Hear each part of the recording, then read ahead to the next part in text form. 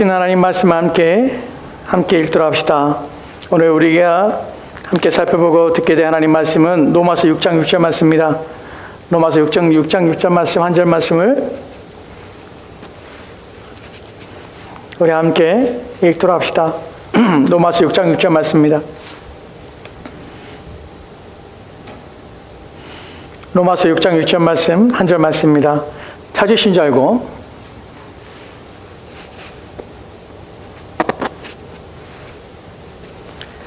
찾으신 줄 알고 우리 함께 교도하도록 하겠습니다. 함께 합독하도록 하겠습니다. 봉독합니다. 같이 읽겠습니다. 시작. 우리가 알거니와 우리의 옛사람이 예수와 함께 십자가에 못 박힌 것은 죄의 몸이 죽어 다시는 우리가 죄에게 정릇하지 아니하려 함이니라. 아멘. 여호와께 감사하라. 그는 선하시며 그의 인자하심이 영원함이로다. 너희는 이르기를 우리 구원의 하나님이여 우리를 구원하여 만국 가운데서 건져내시고 모사 우리로 주의 거룩한 이름을 감사하며 주의 영광을 드높이게 하소서 할지어다. 아멘. 오늘 우리에게 주신 말씀을 함께 기도하도록 합시다.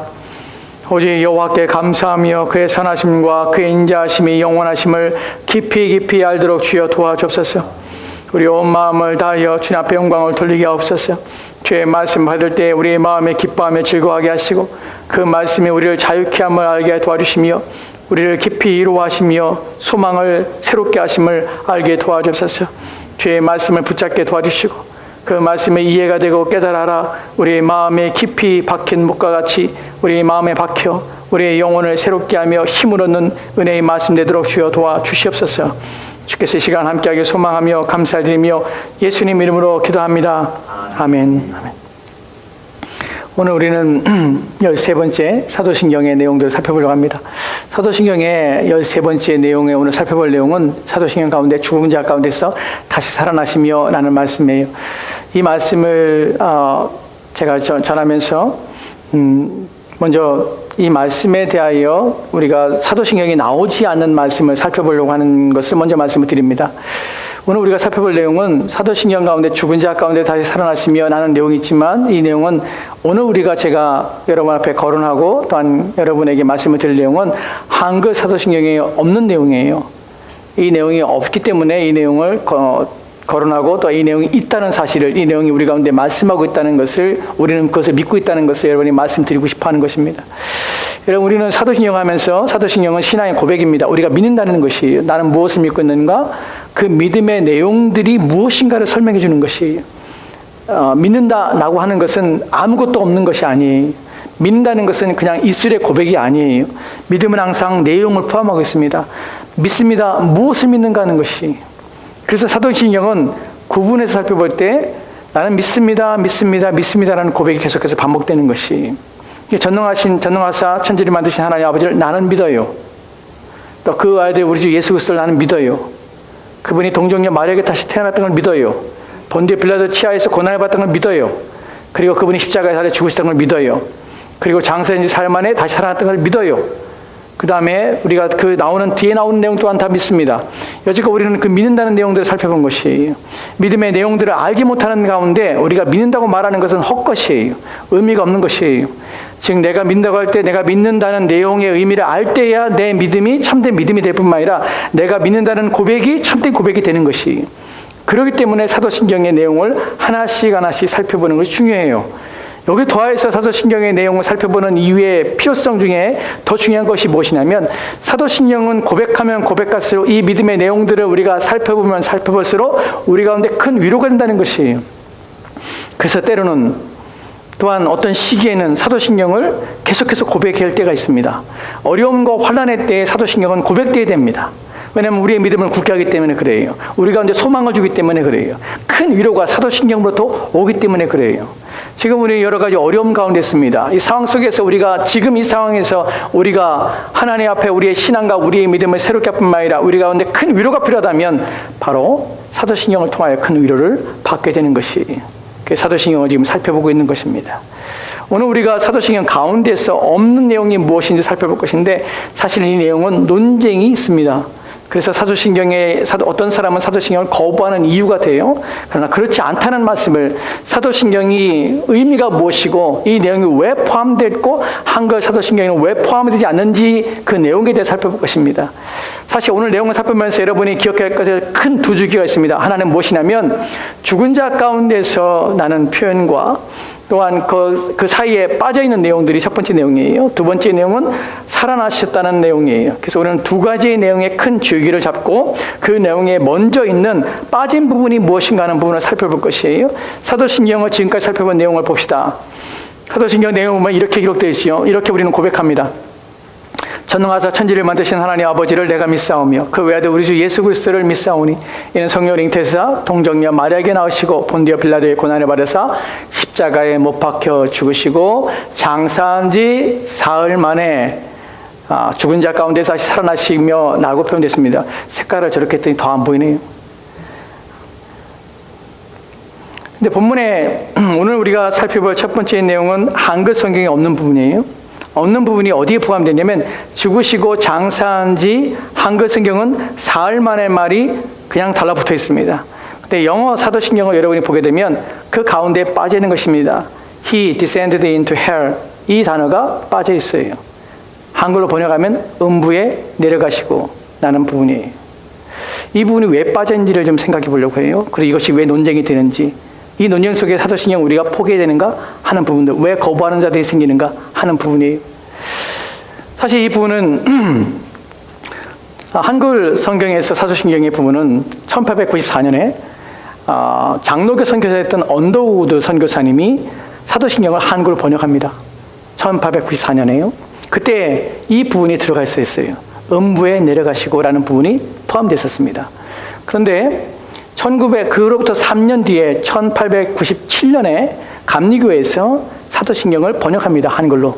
근데 이 부분이 빠져요. 이 부분을 번역하지 않습니다.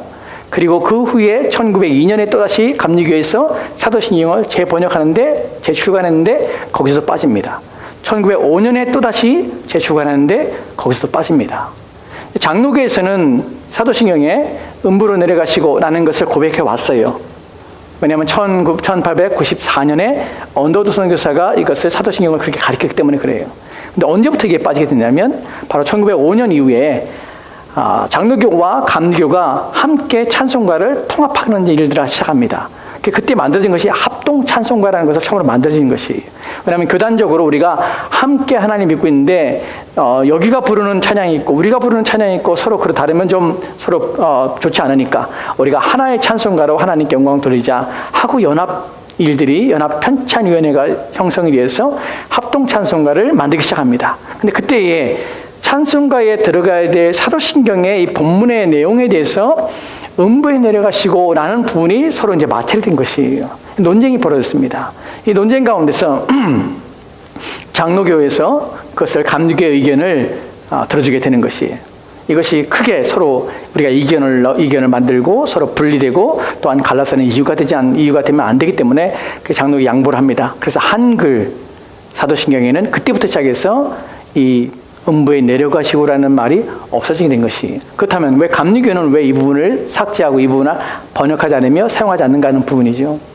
사실은 감리교의 창시자인 존 웨슬리가 그가 감리교의 교리 신조를 만듭니다. 감리교의 창시하기 때문에 감리교의 교리에 대해서 그들의 믿고 있는 신앙에 대해서 고백하며 그래서 신조를 만드는데 그때 사도신경을 번역할 때 이 부분을 의도적으로 존 웨슬리가 빼버려요. 감리교에서. 감리교회는 그다음부터는 감리교에서는 이 부분을 고백하지 않게 되는 것이에요.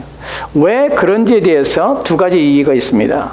하나는 무엇이냐면 이 부분에 대하여 오해할 수 있다는 부분이에요. 왜 오해가 되냐면 예수님께서 지옥에 가셨다라는 표현이 잘못 들으면 정말 예수님께서 지옥의 형벌을 당하시고 지옥에 가셨는가 하는 부분 때문에 오해가 되고, 이 오해의 근거로 해서 두 번째가 무엇이냐면 로마 캐톨릭이 이 부분 때문에 선조림보라는 것을 새로운 교리를 만들었다는 사실이에요. 그래서 이 부분 때문에 이것은 오해와 또한 이단의 빌미가 되기 때문에, 이단이 해석하는 빌미가 되기 때문에 이 부분을 빼자라는 것이 사실은 지금까지 오게 된 것이에요. 이 부분이 우려가 있기 때문에 사실은 그래서 이 부분 때문에 사도신경에 대해서 어떤 사람들은 이 부분이 잘못됐기 때문에 이 부분을 가지고 있는 사도신경은 우리가 고백하면 안 된다고 말하는 사람도 있습니다. 여러분 다 알 필요는 없어요. 지금까지 제가 말씀드린 거 다 몰라도 괜찮습니다. 중요한 건 사도신경을 그럼 우리가 거부해도 되냐 하는 부분이에요. 그렇지 않다는 것이에요. 왜 이 부분을 집어넣냐는 부분이죠. 언제부터 사도신경에 이 부분이 들어있는가 하는 부분이에요. 역사적인 논쟁이 많습니다. 그런 책들에 대하여 다 읽어봐도 사실은 언제부터 사도신경이 정확하게 시작된지 우리가 명확하게 알 수 없습니다. 첫 번째로 사도신경의 지금의 형태가 완성되어서 드러난 것이 언제냐면 390년대예요. AD 390년에 사도신경의 첫 번째의 형태가 드러나기 시작합니다. 그전에는 파편으로 있었죠. 이런 고백들이 이제 모아진 것이에요. 그런데 390년에 사도신경이 형성되면서 교회들이 이것을 다 받아들이기 시작하는 것이에요. 그래서 모든 교회들이, 대부분의 교회들이 사도신경을 고백하기 시작했습니다. 그래서 교회 안에서 사도신경은 계속해서 전통적으로 고백되어 온 것이에요. 모든 교회들이. 그리고 종교개혁 시대도 사도신경은 이 원문 그대로 고백되었습니다. 그래서 지옥에 가신, 지옥 강하, 즉 음부에 내려가시고라는 것을 고백한 것이에요. 지금도 그래서 영어 성경에는 이 고백을, 사도신경의 이 내용들을 포함하고 있는 것입니다. 왜 그러면 오해하고 왜 문제가 되고 이 부분에 대해서 왜 염려가 될까? 이 부분이 뭐가 문제이기 때문에 나는 것에 대한 얘기를 좀 말씀을 드리겠습니다. 사도신경에서 우리가 음부에 내려가시고 He descended into hell 이라는 표현이 가지고 있는 의미 속에서 사람들이 염려하고 오해가 되는 것이 이런 부분들이에요. 우리는 찬송가 부를 때도 사실은 우리는 오해합니다. 예수님의 부활과 예수님이 죽으심에 대해서 생각할 때 사람들의 생각 속에, 고민 속에 가장 큰 고민이 무엇이냐면 예수님이 죽으신 다음에 어디에 계셨는가 하는 부분의 질문이에요. 예수님은 죽으신 다음에 어디에 계셨을까요? 나는 것에 사람들이 의문을 갖고 거기에 대한 답을 찾기 시작합니다. 그래서 사람들은 거기에 대해서 잘못된 오해를 하게 되고 또 문제들을 야기하게 되는 것이에요. 우리는 이 부분에 대해서 성경에 대해서 제가 말씀을 드릴 것입니다. 근데 이 부분에 대해서 우리가 찬양을 부를 때도 사실 이 부분에서 교리적으로 문제가 되는 사람들이 있습니다. 여러분, 이 부분이 왜 중요하냐면요, 예수님이 죽으신 다음에 어디에 계셨는가, 3일 동안 어디에 계셨는가 하는 문제가, 이것은 단순히 지식적인 차원이 아니에요. 호기심의 문제가 아니에요. 이것은 중요한 교리요, 예수님께서 사역에 대한 이해뿐만 아니라 그것을 잘못 해석하게 되면 예수님의 사역에 대하여 모욕하는 것이에요. 심각한 교리적인 문제를 만들 뿐만 아니라 비성경적이고 예수님의 사역에 대해서 오해를 하게 되며 잘못된 이단으로 빠질 수 있는 문제까지 발생하게 되는 것이에요. 그래서 이 문제를 우리가 거론하지 않을 수가 없습니다. 죄송합니다. 제가 좀 말이 빠르지요. 할 내용이 많아서 그런데 천천히 좀 하겠습니다. 지금 이 문제에서 첫 번째에 이런 부분들 때문에 그래요. 찬송가 160장에, 새 찬송가입니다. 160장에 이런 찬송 우리가 부활절에 드립니다. 무덤에 머물러, 무덤에 머물러, 그 다음에 뭐죠?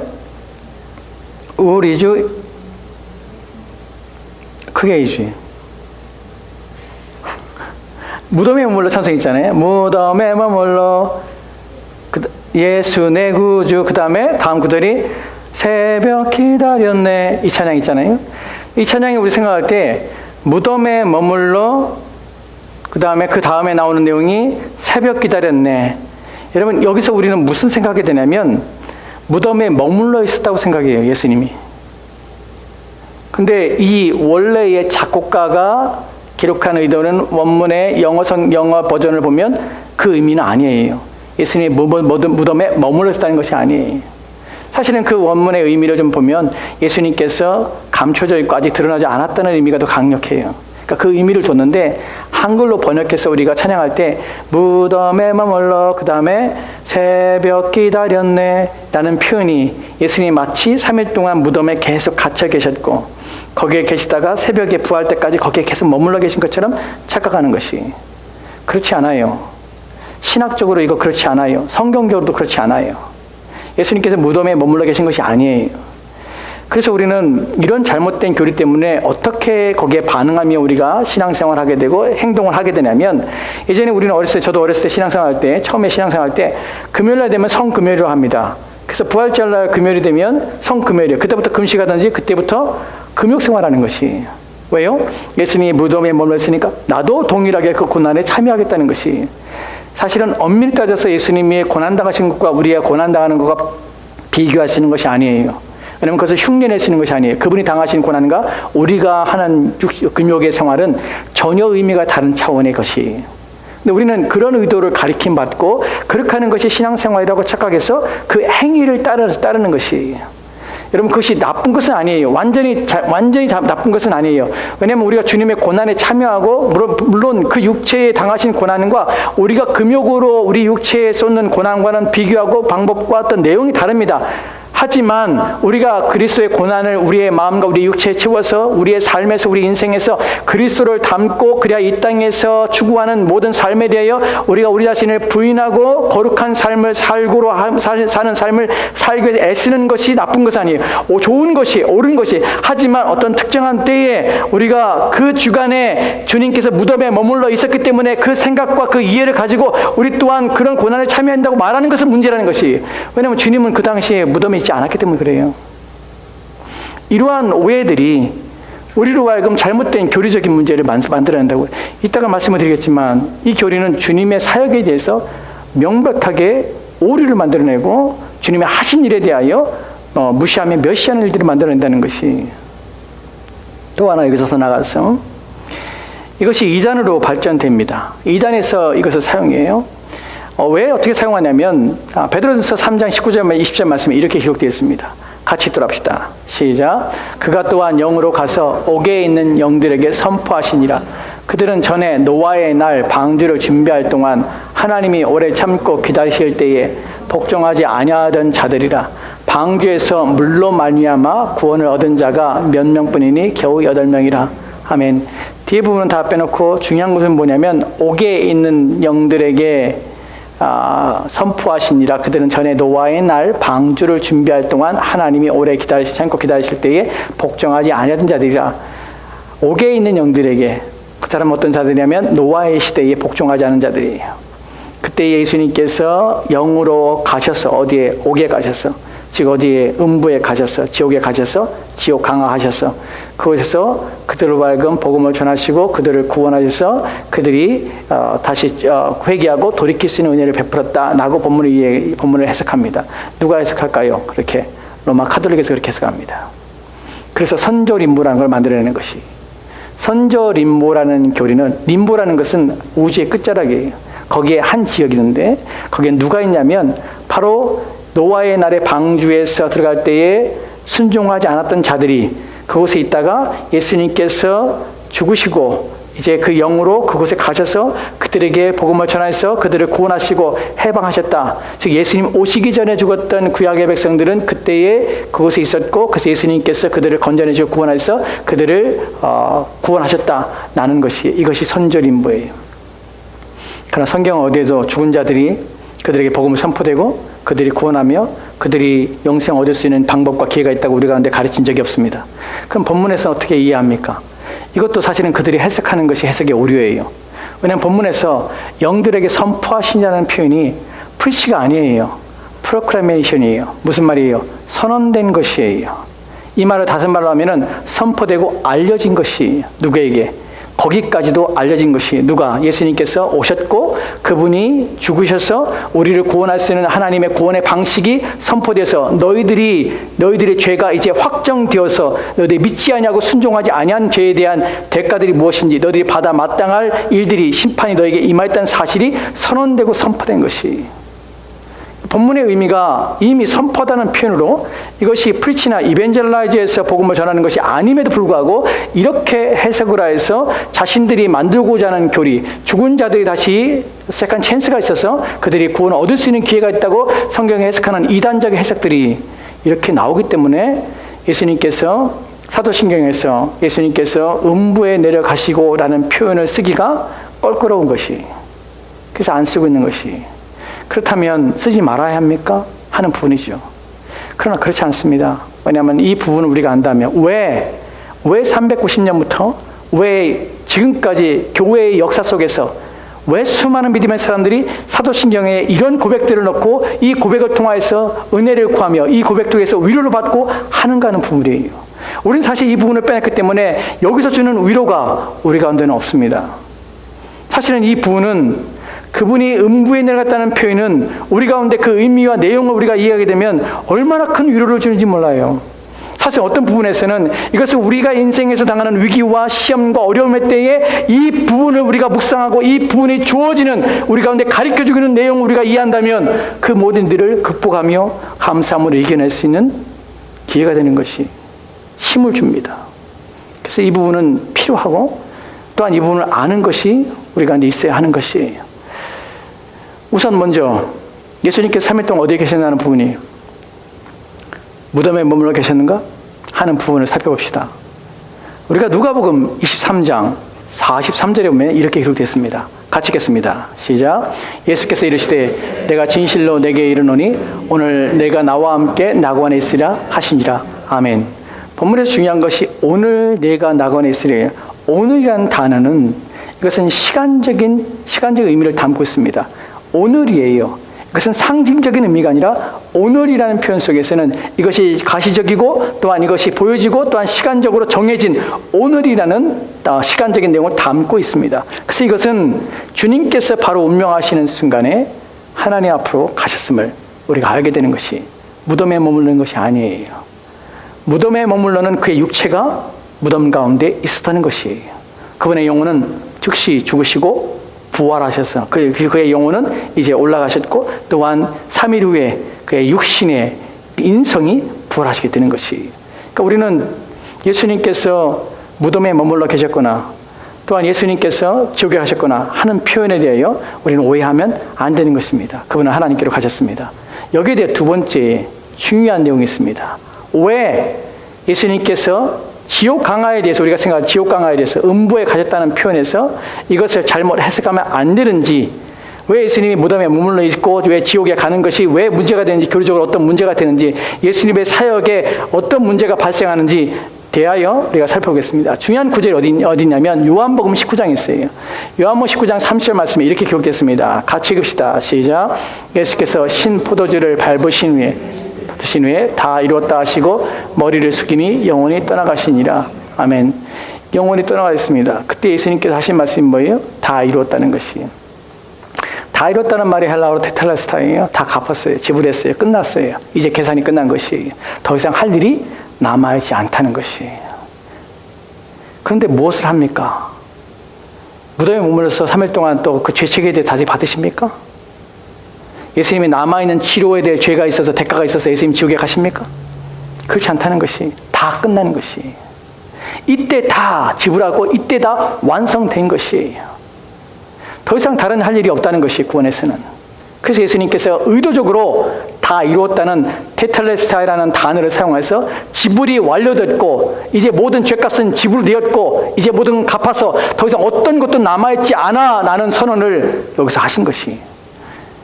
근데 우리는 착각해서 3일 동안 예수님께서 또다시 우리를 위해 고난을 받아치고 또 아직 뭔가 남아있는 것처럼 또 뭔가 해야 될 일이 사역에 남아있는 것처럼 지옥에 가셔서 사람들을 구원하시고 이런 헛된 일 하는 것이, 만약 우리가 그렇게 믿는다면 예수님께서 말씀하신 것 다 성취됐다는 것을 부정하는 것이, 그분이 이루신 것에서 우리가 못 믿어하는 것이, 그렇지 않다고 성경은 말하는 것이, 그의 죽음이 모든 것을 끝낸 것이에요.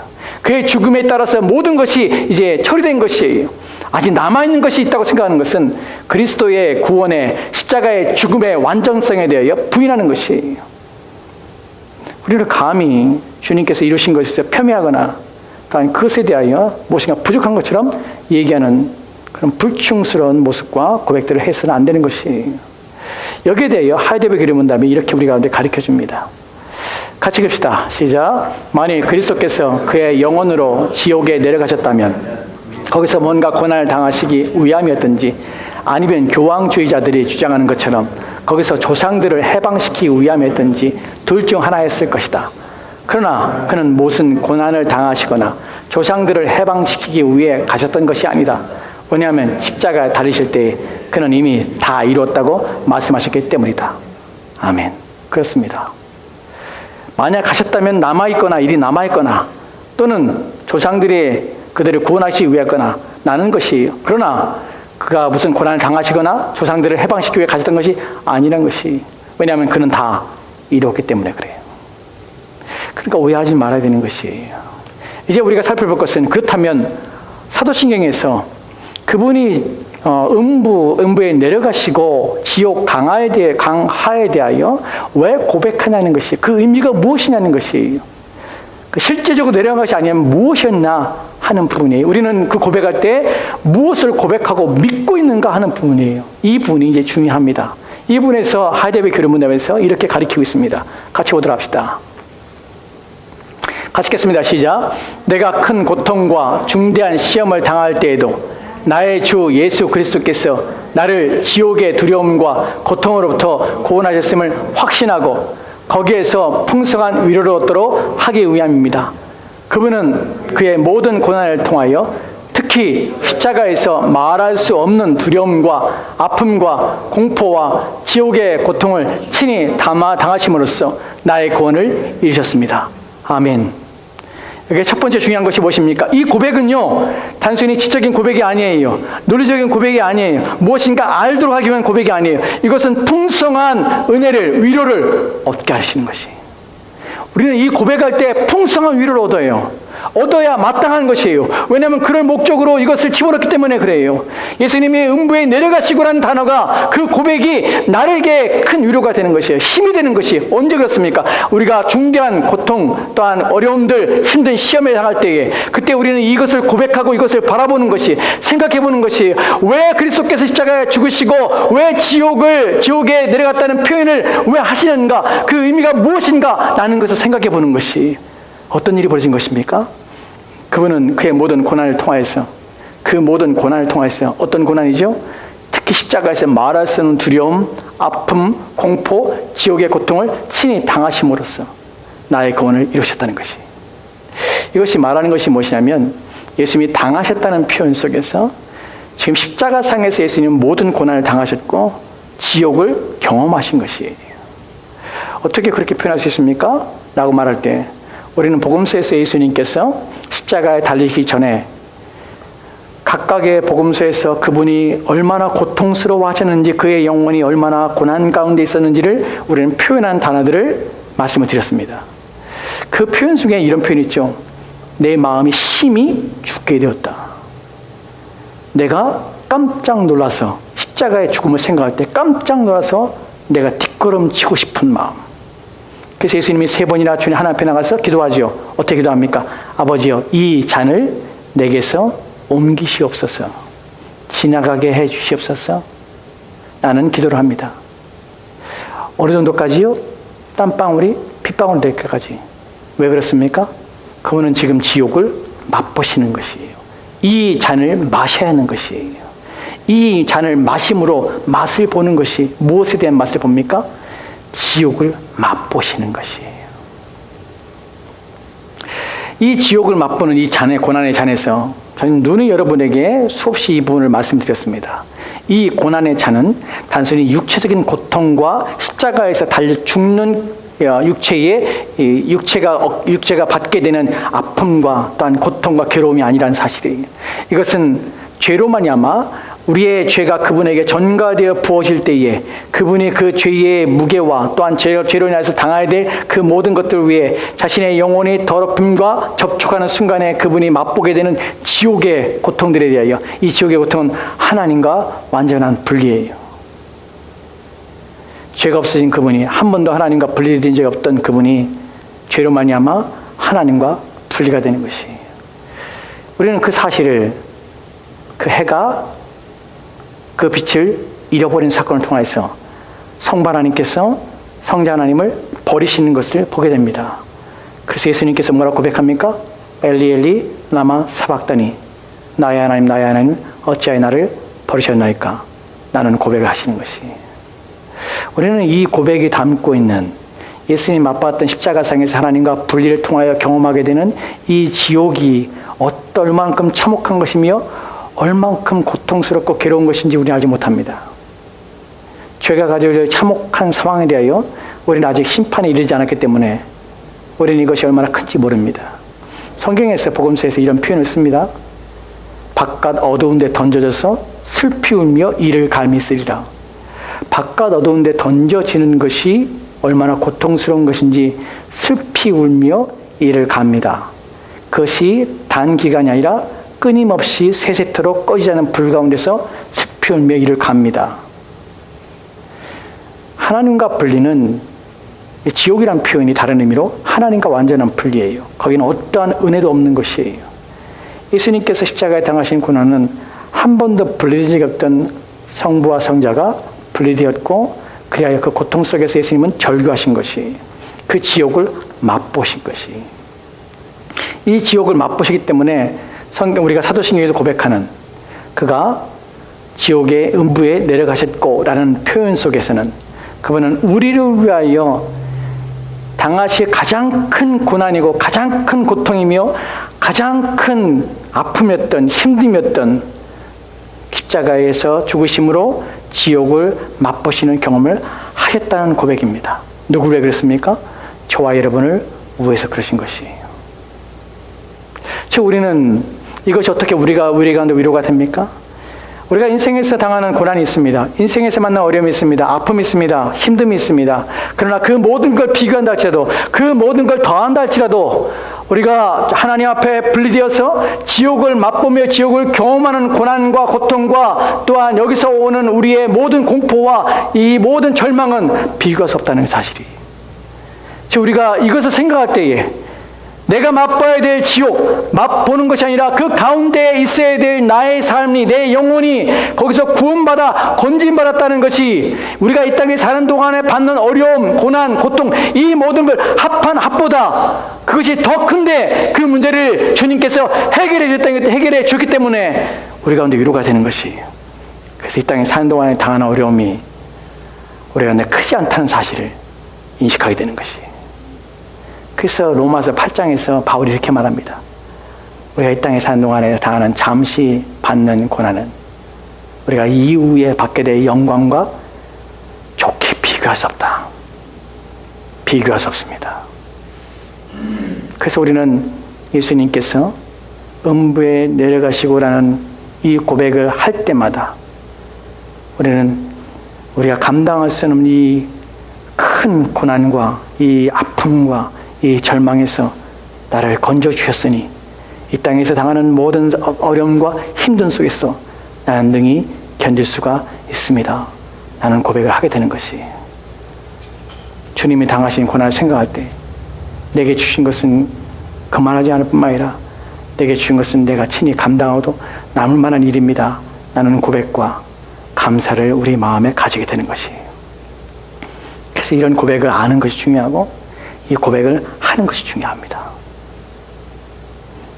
저와 여러분을 위해 주님께서 지옥을 맛보셨음을 기억하시고 우리가 이 땅을 떠나는 그 순간에도 이 가장 비극적이고 비참한 지옥을 결코 경험하지 않을 것이라는 사실 때문에 큰 위로가 됩니다. 이 위로가 저와 여러분이 것이 되어야 합니다. 그래서 이 고백을 하는 것입니다. 이제 우리가 마지막으로 살펴볼 두 번째 내용이죠. 저는 첫 번째 내용의 큰 기둥으로서 사도신경에 나오지 않는 부분에 대하여 그가 음부에 내려가시고 라는 표현에 대해 살펴봤습니다. 이제 두 번째 내용은 그가 죽으시고 장사한 지 사흘 만에 다시 살아나시며 다시 살아나신 부활에 관한 내용을 살펴볼 것이에요. 이 내용도 길지만 간략하게 말씀을 드립니다. 우리는 고백 속에서 무엇을 고백해야 합니까? 이 고백 속에서 우리가 고백하는 것은 첫 번째로 이 고백 속에서 우리가 우리의 고백 속에서 우리는 그분의 부활이 우리의 부활이라는 사실을 먼저 인식하는 것입니다. 이에 대하여 우리가 먼저 살펴볼 내용은 고린도전서입니다. 고린도전서 15장 20절 말씀 보도록 합시다.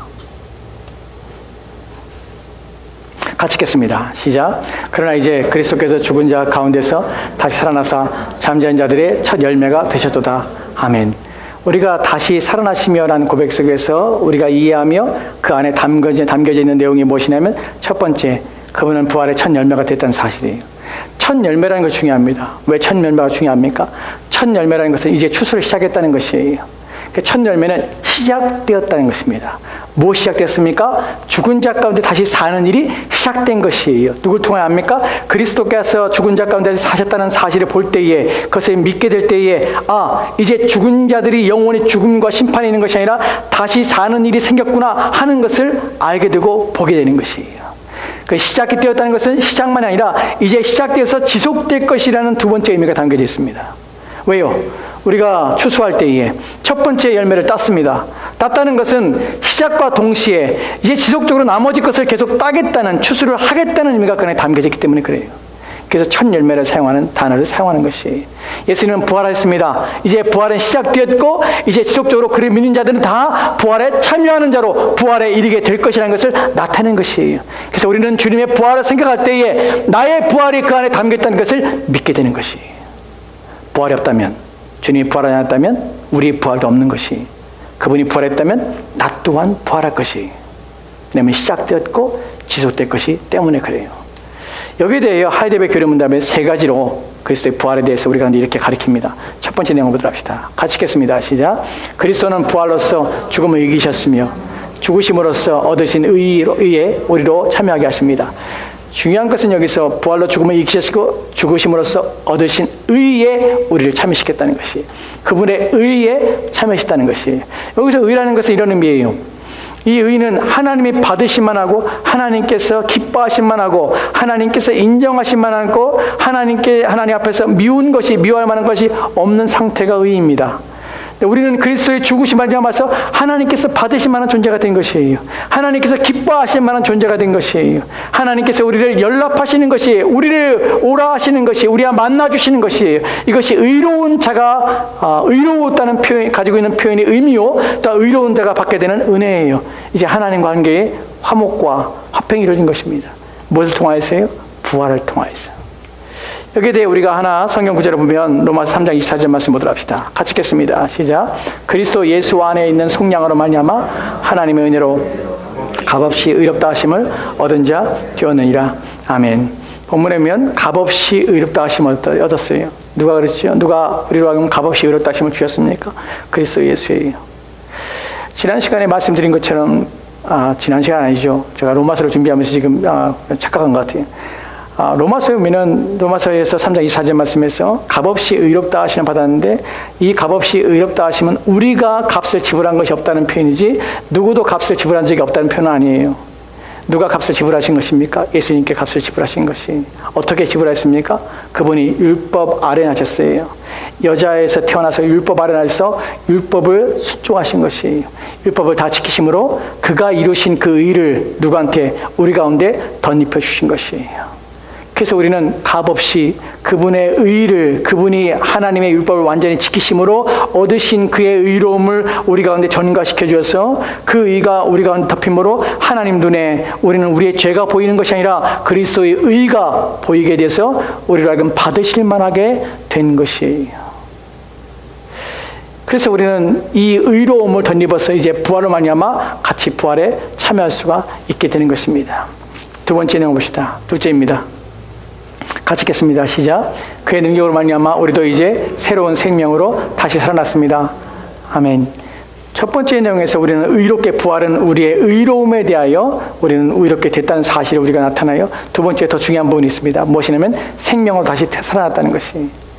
여러분, 주님께서 다시 살아났다는 것은 단순히 우리가 부활하는구나 차원이 아니라 새로운 생명으로 부활했다는 것인데, 이 의미는 현재적으로 우리는 부활한 상태에 있다는 사실이에요.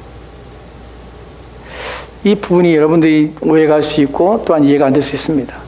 여러분들은 부활한 사람입니다. 그리스도를 믿는 사람은 부활한 사람이. 우리는 나중에 부활할 것이 아니라 지금 부활한 사람이. 왜 그렇습니까? 왜냐하면 우리는 첫 번째 부활에 참여한 자이기 때문에 그래요. 첫 번째 부활이 무엇입니까? 중생이에요. 왜 중생이란 말을 쓰죠? 다시 살아나는 것이에요. 우리는 언제 죽었습니까? 에베소 2장 2절 말씀이 뭐라고 합니까? 우리는 우리의 죄와 허물로 죽은 자들이에요. 그런데 예수를 믿음으로 중생, 거듭나는 것이에요. 그것을 첫 번째 부활이라고 그래요. 그럼 두 번째 부활은 언제입니까? 계시록 20장 4절 말씀에서 첫 번째 부활한 참여한 자들만 두 번째 부활에 참여해요. 두 번째 부활은 무엇입니까? 영생이에요. 우리 또한 영생을 소유하고 있지만 그때는 이제 두 번째 심판에, 둘째 심판에 이르지 아니하고 다시 사망이 없게 되는 것이. 이 두 번째의 심판과 사망이 없는 사람은 누구냐면, 없는 사람은 누가 얻게 되냐면 바로 첫 번째 부활에 참여한 자들만 둘째 사망이 없는 것이. 첫 번째 부활은 이 땅에 사는 동안에 그리스도 예수를 믿을 때에 얻어지는 것이, 이 부분을 로마서 6장에 4절 말씀에 이렇게 기록되어 있어요. 같이 읽읍시다. 시작. 그러므로 우리가 그의 죽으심과 합하여 세례를 받음으로 그와 함께 장세되었나니 이는 아버지의 영광으로 말미암아 그리스도를 죽은 자 가운데 살리심과 같이 우리 또한 새 생명 가운데서 행하게 하려 하심이라. 아멘. 그의 죽으심과 합하여 세례를 받았어요. 연합하여서 함께 죽은 것이에요. 그냥 이는 아버지의 영광을 말미암아 그리스도의 죽은 자 가운데 다시 살리심과 같이 살리실 때에 우리 또한 새 생명 가운데 행하게 하시는 것이. 어떻게 새 생명을 살 수 있습니까? 부활했기 때문에 그래요. 첫 번째 부활을 말하는 것이, 여기에 참여해야 되는 것이에요. 요한복음 11장에서 말하는 것처럼 우리가 너는 무릇 살아서 나를 믿는 자는 살아있을 때 그리스도를 믿을 때에 첫 번째 부활에 참여한 자들만 죽지 않게 되는 것이, 이런 사실은 우리 가운데 이중 부활에 대해서 말씀하고 있는 구절입니다. 그러니까 우리는 이 땅에 사는 동안에 부활하는 것이, 부활하지 않은 사람은 이후에 부활에 참여할 수 없습니다. 그래서 우리는 남아있을 때 이 땅에 사는 동안에 어찌되었건 중생과 어찌되었건 영혼의 부활에 참여해야 되는 것이, 그래야 우리는 소망이 있는 것이. 한 절 더 5절 말씀 보면 이렇게 읽었습니다. 같이 읽읍시다. 시작. 만일 우리가 그의 죽으심과 같은 모양으로 연합한 자가 되었으면 또한 그의 부활 같은 모양으로 연합한 자리라. 어떻게 우리가 새 생명 얻게 되냐면 그의 부활, 죽음과 함께 죽었습니다. 그리고 그 부활과 함께 부활한 것이, 여기서 보면은 같은 모양으로 연합한 자도, 부활과 같은 모양으로 연합하는 것이, 그리스도와 연합하여 살아난 것이에요. 어떻게 우리가 사전 말씀에서 새 생명을 얻은 자라고 표현한 이유가 무엇이냐면, 내가 살아나서 중생했다는 것은 단순히 나만 살아난 것이 아니에요. 내가 살아났다고 표현하는 것이 아니, 그 의미를 말하는 것이 아니에요. 내가 이제 그리스도와 연합하여 살아난 것이에요. 그 연합 때문에 우리는 새 생명을 받은 것이고, 그 새 생명인 그리스도가 내 안에 있어서 나라금 새로운 생명으로 새로운 삶을 살게 하시는 것이에요. 그래서 그리스도인은, 새로 태어난 사람은 새로운 삶을 살려고 하는 것이에요. 왜요? 그 안에 새로운 생명의 연합이 그 안에 있기 때문에 그래요. 누가 있습니까? 그리스도가 그 안에 있기 때문에 그런 것이에요. 여러분, 우리는 억지로 신앙생활하지 않습니다. 참된 신자는, 거듭난 신자는 그렇게 하려고 어거지로 하는 것이 아니에요. 물론 수고가 있습니다. 애씀이 있습니다. 노력이 있어요. 하지만 그 생명 때문에 하는 것이에요. 그 생명이 나로 하여금 그렇게 살도록 애쓰게 하기 때문에 그래요. 하나님 말씀을 듣게 하고 들려지게 하고, 들을 때 우리의 마음을 치게 하고, 우리의 영혼을 울리게 하고, 우리의 생각을 바꾸게 하고, 그렇게 살면 안 된다고 불안과 염려와 두려움을 우리 마음에 주기 때문에 그래요. 세상 때문에 두려운 것이 아니라, 세상의 일 때문에 걱정되는 것이 아니라, 하나님 말씀에 따라 순종하지 않는 것 때문에 우리 마음에 불안한 것이에요. 내가 하나님의 눈에, 하나님 마음에 들지 않을까봐 그것이 걱정이 되는 것이에요. 그 걱정이 더 큰 것이 무엇보다 세상의 것보다. 그렇기 때문에 어찌됐건 하나님 말씀을 드리려고 애쓰는 것이, 어찌됐건 하나님 말씀에 순종하려고 애쓰는 것이 그 안에 생명이기 때문에 그래요. 그래서 6절 말씀이 이렇게 기록되어 있습니다. 같이 봅시다. 같이 읽겠습니다. 시작. 우리가 알거니와 우리의 옛사람이 예수와 함께 십자가에 못 박힌 것은 죄의 몸이 죽어 다시는 우리가 죄에게 종노릇 하지 아니하려 함이라. 아멘. 우리 옛사람이 죽고요, 십자가에 못 박힌 것은 죄의 몸이 죽었어요. 그리고 죄에게 종노릇 하지 않아요. 이것이 새 생명 때문에 그런 것이. 새 생명이 있어서 죄에게 종노릇 안 하고 싶은 것이, 하고 싶지 않은 것이, 그렇게 살다가도 돌아올 수밖에 없는 것이. 왜냐하면 그렇게 사는 것이 우리 안에 계신 그리스도가, 나와 연합한 그리스도가 원치 않는 것이기 때문에 우리 마음에 불편해요. 그래서 하나님 앞에 나와 사는 것이에요. 이것이 부활한 자 가지고 있는 새로운 생명이에요. 그리스도인은 나중에 부활할 것이 아니라 이미 부활한 자들이에요. 이미 첫 번째 부활에 참여한 자들이에요. 그리고 우리는 이후에 우리는 영원한 부활에 참여하게 되는 것이, 그것이 세 번째 가르침에 나와 있습니다. 같이 봅시다. 세 번째 같이 읽읍시다. 시작. 그리스도의 부활은 우리의 영광스러운 부활에 대한 확실한 보증입니다. 보증입니다. 우리는 부활을 고백할 때마다 그분이 부활이기 때문에 나 또한 부활할 것을 확실히 믿어요.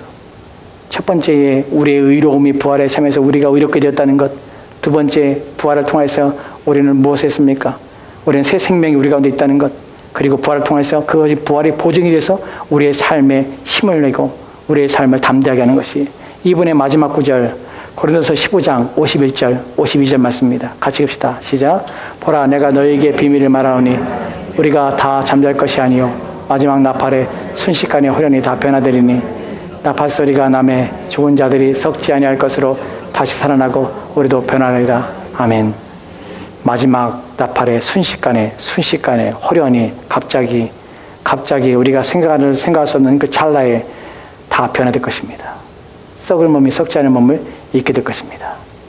이것이 그리스도의 부활을 통해서 우리가 알게 되고 나 또한 그렇게 될 것을 확신하게 되는 것이에요. 그래서 우리가 고백할 때에 예수님께서 지옥의 음부에 내려가셨고 죽은 자 가운데서 다시 살아났다는 고백을 할 때마다 나는 이 땅에 존재하는 자가 아니라 영생 얻음 있으며 나는 첫 번째 부활에 대한 참여한 자요 그리스도께서 내가 맛봐야 될 지옥을 경험하셨고 맛보셨으며 그래야 이 땅에 사는 이 땅에 내가 당하는 그 모든 어려움보다 비교할 수 없는 그 모든 고난과 그 고통을 이미 그리스도께 당하셨기 때문에 나에게는 더 이상 우리가 이 땅에 사는 동안에 당하는 그 어려움을 더 이상 반복되거나 그보다 더 큰 고난과 더 큰 비참함이 내 인생에 없을 것을 확신하여서 위로가 되며 또한 그분의 부활을 생각할 때마다 그 부활은 시작되었고 내 안에 있고 또한 그분이 오실 때에 나는 이제 영원히 변화되어 새 몸을 입게 될 것이라는 것을 확신하게 되는 것이에요. 이런 고백이 사도신경 안에 담겨져 있는 것입니다. 이 고백을 할 때마다 그래서 위로가 되는 것이 부디 저와 여러분들은 이런 고백 속에서 위로를 얻고 힘을 얻고 우리 인생의 고난뿐이지만 이 소망을 주님께서 우리 가운데 주셨으니 그 소망을 붙잡고 우리에게 주어진 인생을 우리 남은 삶들을 수고함으로 열심으로 하나님을 위하여 사는 것이 마땅한 줄 알고 삽시다. 기도합시다.